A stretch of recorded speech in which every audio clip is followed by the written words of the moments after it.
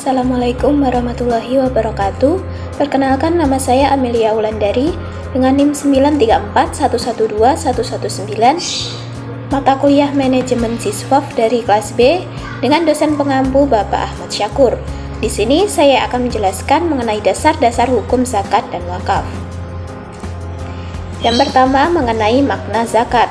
Secara bahasa, kata zakat berasal dari kata zaka yang berarti tambah. Dikatakan zaka al-syai berarti sesuatu itu bertambah dan berkembang. Secara bahasa, zakat juga berarti berkah, bersih, dan suci. Dalam istilah fikih, zakat dimaknai sebagai bagian tertentu dari harta seorang muslim yang diwajibkan oleh Allah Subhanahu wa Ta'ala untuk diberikan kepada orang-orang yang berhak. Selanjutnya, zakat rukun Islam yang ketiga. Zakat merupakan salah satu kewajiban dalam Islam, yakni termasuk rukun Islam ketiga. Kewajiban zakat termasuk perkara yang harus diketahui dalam agama, dan orang yang tidak mau membayar zakat dengan alasan tidak mengetahui bahwa zakat tidak diwajibkan, tidak akan diterima alasannya.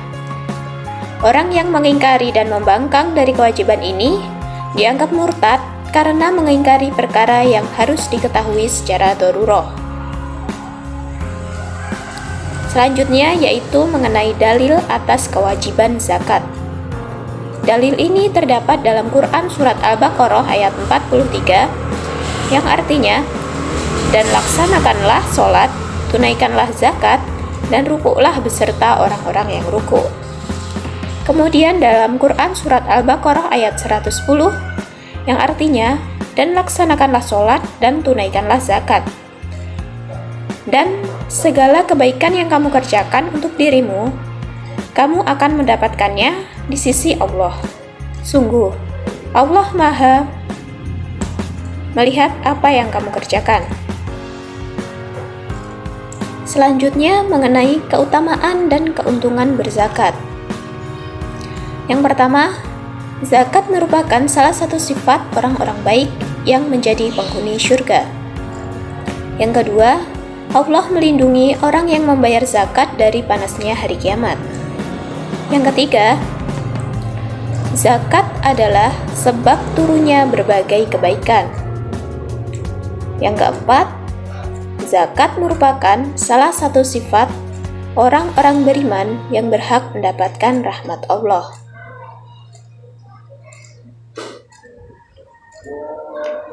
Selanjutnya yaitu zakat, sedekah, dan infak. Dalam Quran Surat At-Taubah ayat 60 dijelaskan kata sedekah yang berarti zakat.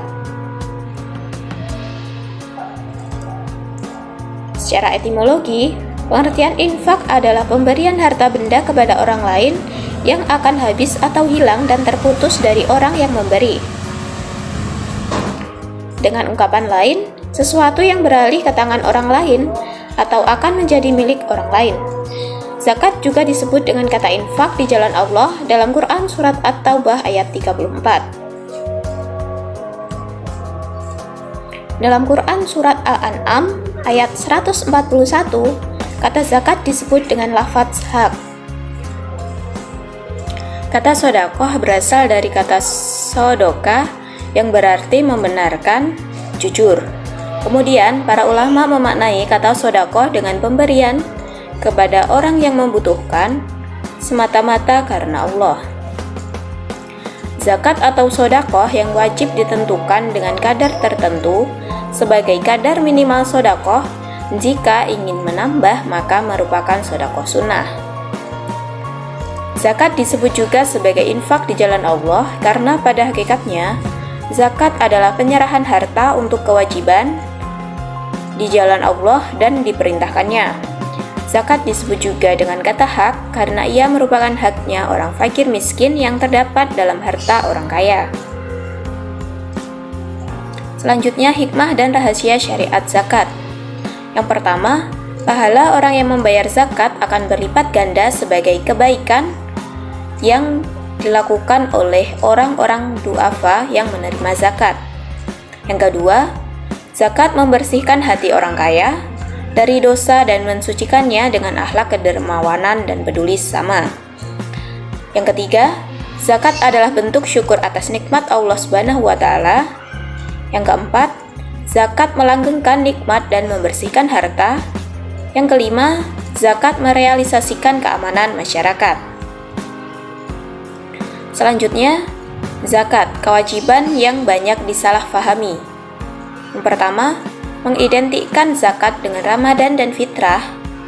Yang kedua, memahami zakat mal sebagai zakat uang. Yang ketiga, memahami nisab sebagai syarat sah zakat.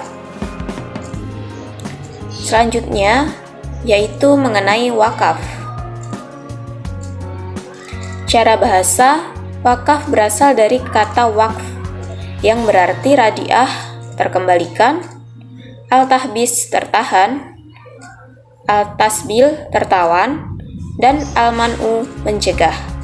Menurut para ulama, wakaf adalah menahan sesuatu benda yang kekal zatnya dan memungkinkan untuk diambil manfaatnya guna diberikan di jalan kebaikan. Selanjutnya, yaitu dasar hukum wakaf. Dalam dalil Al-Quran, dalam Quran Surat Ali Imran ayat 92 yang artinya, kalian sekali-kali tidak akan menggapai kebaikan kecuali kalian mau menginfakkan harta benda yang kalian cintai. Kemudian dalam hadis Syekh Muhammad Ibn Shalih Al-Utsaimin rahimahullah mengatakan, yang menjadi pijakan dalam masalah ini adalah bahwasanya Amirul Mukminin Umar bin Al-Khattab memiliki tanah di Khaybar. Tanah tersebut adalah harta paling berharga yang beliau miliki.